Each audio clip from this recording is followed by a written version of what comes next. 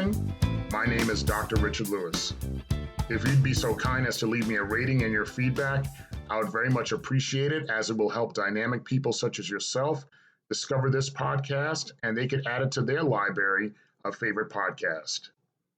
As you know, at Second Chance Coaching, we focus on seeing everyday life through the eyes of the returning citizen and highlighting the resiliency of the human spirit. I'd love to work with you one-on-one, whether you're a returning citizen, coaching clients seeking their second chance, or maybe you're a representative of a business or college or university that's seeking to integrate and support returning citizens in your respective organizational and learning environments. If you're under any of those categories, please feel free to contact me via email at richard@secondchancecoaching.com or via Instagram at @the_Dr.RichardLewis. You know, towards the end of every week, and last week was no different, Monday through Wednesday, it is a complete tsunami when it comes to work commitments. Around Thursday, work commitments start to slow down a little bit, but then it picks right back up during the weekend. The weekend is usually when I see and talk to my coaching clients and students that are looking for tutoring for dissertation or graduate theses. And even now, I'm even doing supplemental tutoring for students that are in the class that I'm teaching. So this half of the term, I'm teaching compensation and benefits. And out of all the HR classes I teach, compensation and benefits could be a little more difficult because of the formulas that are involved in that class. So I had 2 appointments this past Saturday. And in prepping for those appointments, and I was going through my preparation schedule, I was thinking to myself, wow, I don't even have a topic prepared for the podcast this week. Ultimately, I presumed that I'd figure it out. I'd figure out a topic at some point. So obviously I did, because now I'm on the air and we're talking to each other as we usually do on a Monday morning. So I thought of the topic of preparing, practicing, and executing. Those 3 words immediately came to my mind, especially as I was prepared to meet with one of my students who was seeking tutoring and career guidance as they're preparing to graduate from college in the next 6 weeks from the date of today's podcast, if you're listening on Monday, March 22nd. But before we get to that session with the student, the 3 words of preparing, practicing, and executing made me think about when I first came home on work release.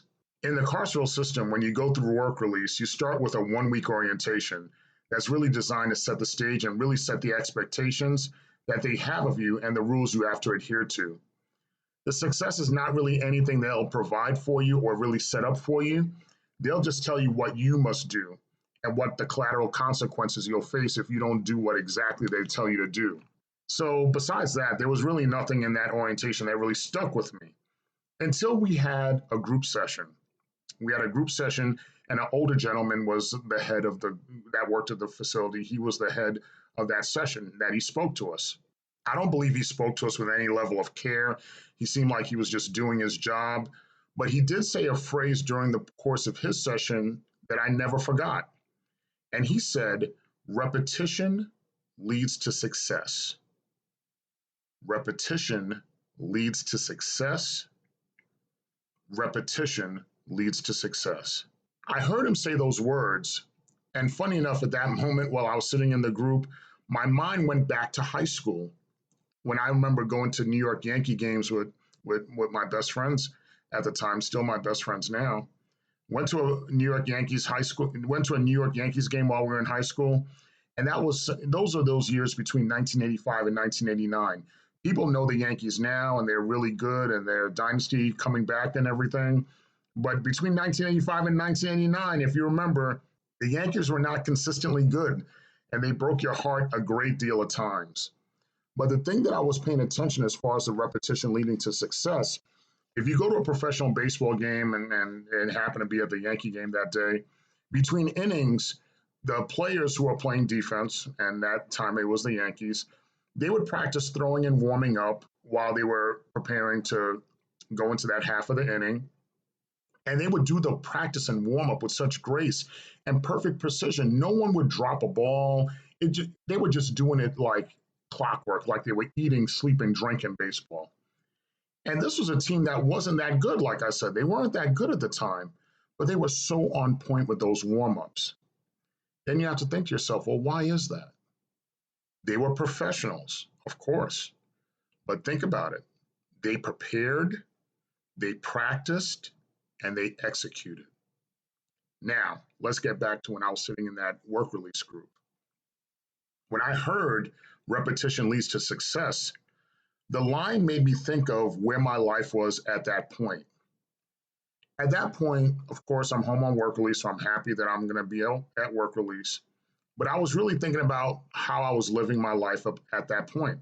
Not doing anything crazy, but I was just really much just living my life day by day. I didn't really have any long term plans. I was just living and reacting and not doing a whole lot of planning, not a lot of preparing, not a lot of practicing. And I wasn't really putting a lot of action to those plans. And even when I was sitting there was really a sense of arrogance in my mind as I was sitting in the work release group. And I was saying, you know what? I don't need to do this. I am not like I'm listening to these other guys in the group and they're in a different place of life and I'm not at that place of life. I'm college educated. I'm not who they are. I'm not where they are. But at that very moment, a little voice came into my mind, spoke into my ear, certainly believe it was God, and said, you know what?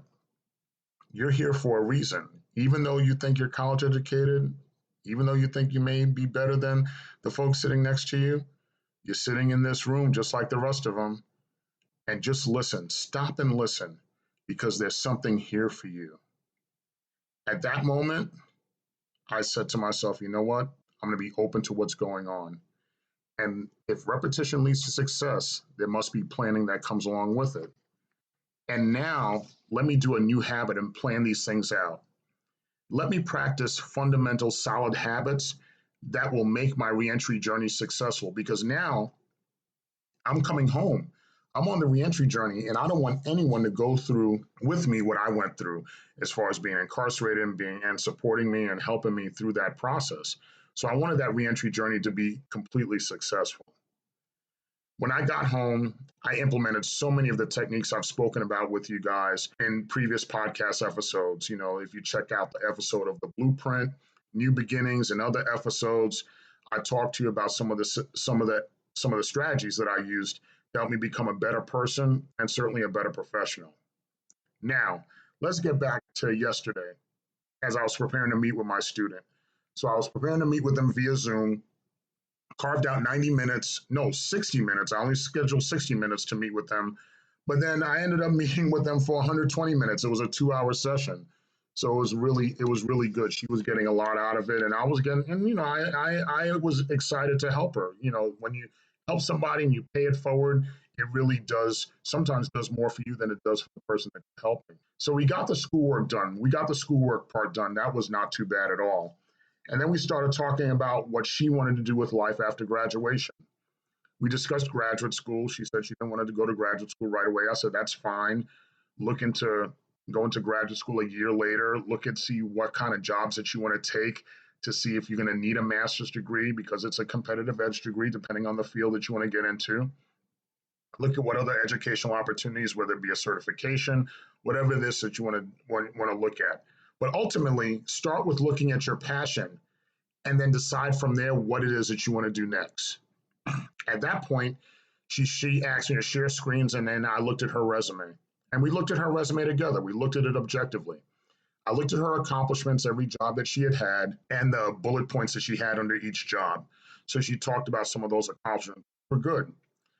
But I did tell her, you want to spice up your resume by adding value to those bullet points under each job, under each job experience. You want to have a quantitative value. You want to have measurables to say why is it that you were good at this job?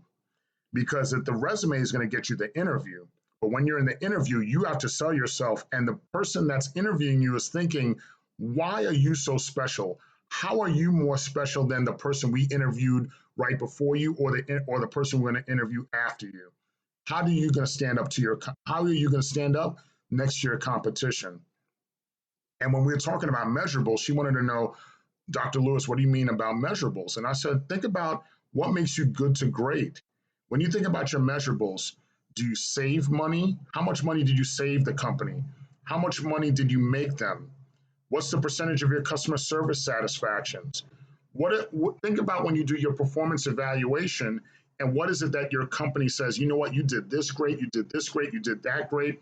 What is it that makes your resume shine? How is it that you highlight your resume? She then shared with me that she had a job interview about a week or so before. She was pretty nervous and she bombed the job interview. I told her there's no worries. Remember, in life, you're just winning or you're learning. Now you're just in your learning season, and that's okay. In the short term, I said, let's get this preparation, practice, and execution game plan going. And let's look at what we need to do in the short term. In the short term, I said, let's look at your resume. And really, the resume, it was packed pretty well. It was framed work pretty well. But let's look at your bullet points and transform them into measurables. As far as how much money did you make the company? What's the percentage of customer service satisfactions? What are the things that you could measure with numbers that make you go from good to great? And then when you get an interview from a company, research the company. Go on their website, look up their mission statement, look up their strategic plan, really find out what it is that they do. And then look at your resume, highlight the measurables and the things that you've done. Look at what you do. And then take what the company is, what it is that they have, and what you bring to the table, how you fill the gaps and what it is that they need. And then now you start thinking about possible questions that they're going to ask you in the interview. Previous episodes, I've said these are the typical questions that I'll always ask you. Why do you want to work here? Tell us your strengths and weaknesses. You may get a situational job interview question where they talk about if you dealt with this type of bad customer or bad people or difficult situation, how would you deal with that? Once you set all these things up, now you start practicing the interview. Go on a Zoom call, sit in front of someone and have them help you lay out your narrative. Have them ask you those questions. Write the questions down during the interview. Have them record you through your phone or have them record you via Zoom on the camera. Doing all that preparation, you're going to lower your nervousness because you now are prepared and you know your stuff. And this is not the first time that you're doing any of this stuff. This is going to be outstanding for you because you're going through that preparation process. Remember, you're preparing, you're executing, you're practicing, you're doing all of those things that's going to help you do well and get you from good to great. One of the long-term things I told her to do was I recommended her that she should join Toastmasters. I've been a member of Toastmasters since 2013, and I've had my competent communicator and competent leader certifications. And I invite you guys, you guys, if you haven't done Toastmasters, go on toastmasters.org. Find a chapter in your area. You don't even have to participate right away. You could just observe and participate. If you're a visitor, the most they may ask you is, what did you think of the meeting? And now that we're in a pandemic and we're going on Zoom, most of these chapter meetings are held in Zoom. But ultimately, Toastmasters is designed to help you practice your public speaking skills in a safe place. And I promised her that if she committed to joining, practicing, and getting better as a speaker, she'll go to great just like that, and she will completely separate herself from the competition. Joining Toastmasters did that for me, and I told her it is definitely going to do that for you. So when we were about to wrap up the call, I said to her, make sure that you revise and optimize that resume. You want to highlight your measurables because people want to know, how is it that you just managed this group, or what is it that you did to accomplish this? They want to know through the measurable outcomes that you were able to do it and do it well. Join Toastmasters and really learn the art of communication. And you make your mistakes in Toastmasters. You make your mistakes in a safe place, and that's okay. It'll help you move from good to great. It'll help you go from learning to winning. You know why you'll go from learning to winning? Because you've prepared. You continue to practice, which will put you in the position to optimally execute.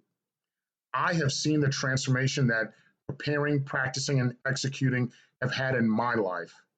I told my student, you'll be amazed as to what it will do in your life. You'll see how it'll separate you from the pack. I've seen what it does in my life. I know what it'll do in her life. And if you decide to do it, I know what it'll do in your life. When you prepare, practice, execute, and you keep doing it over and over and over again. And join that Toastmasters. Listen, you got it. You got it in the palm of your hands. It's right there in front of you, ready to take. And certainly you could do it on your own. If you want to work together, we could certainly do that because I'd love to work with you. Whether you're that returning citizen or a coaching client, or you're a representative of a business, college, or university, you want to work together, feel free to contact me via email at richard@secondchancecoaching.com or reach out to me via Instagram at the Dr. Richard Lewis. Remember, you've been blessed to see another day. You've got that next moment, you got that next minute, you got that next hour, you have that next second. And right then and there, you've been blessed with your second chance. So it's certainly up to you to make the best of it. And I know you can make the best of it. I know you will knock it out the park and you'll do great with it. You know I love you all. Please take care. And I look forward to talking to you again next week.